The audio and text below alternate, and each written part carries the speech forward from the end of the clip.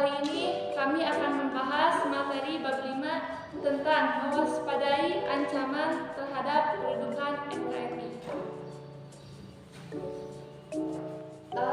Menelaah ancaman terhadap integrasi nasional. Yang pertama, berada di antara daerah penduduk padat. Yang kedua, terletak antara komunisme dan militerisme.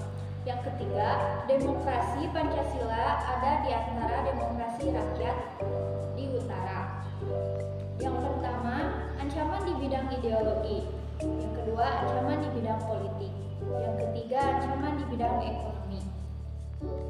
Kemudian ada beberapa, yaitu yang pertama, barang-barang dari luar negeri. Yang kedua, mudahnya orang asing menanamkan modal di Indonesia. Yang ketiga, timbul kepentingan sosial. Yang keempat, sektor ekonomi di institusi. Yang kelima, memperburuk prospek pertumbuhan ekonomi jangka pendek.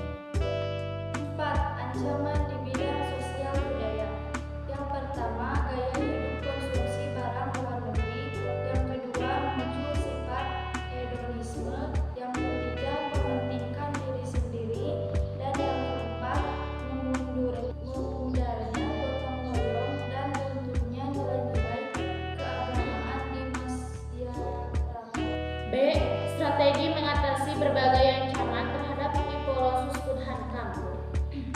Yang pertama yaitu strategi mengatasi ancaman di bidang ideologi dan politik,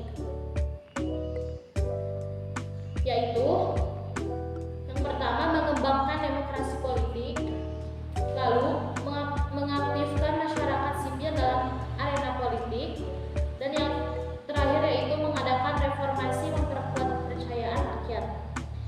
Lalu strategi yang kedua yaitu mengatasi ancaman di bidang ekonomi, yaitu memperkuat produksi domestik, pasar dalam negeri, pertanian dijadikan prioritas utama, perekonomian berorientasi pada kesejahteraan rakyat.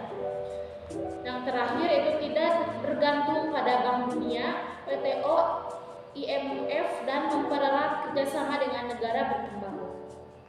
3. Strategis mengatasi ancaman di bidang sosial budaya. Keseimbangan antara manusia dengan alam, dengan masyarakat, dengan Tuhan, keseimbangan aktif batin.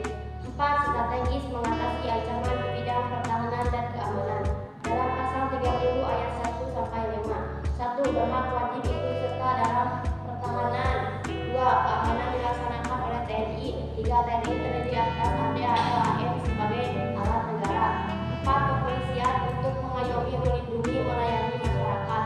5. Susunan dan kedudukan TNI, kepolisian, kewargaan negara. 5. Susunan dan kedudukan A. Kerakyatan, orientasi pertahanan dan keamanan untuk rakyat.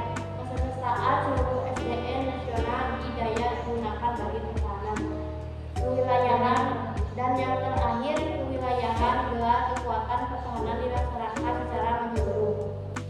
Itu dia presentasi mengenai bab 5 tentang mewaspadai ancaman terhadap NKRI. Lanjut, kita akan presentasi mengenai bab 5, yaitu isinya tentang memperkukuh persatuan dan kesatuan bangsa dalam NKRI.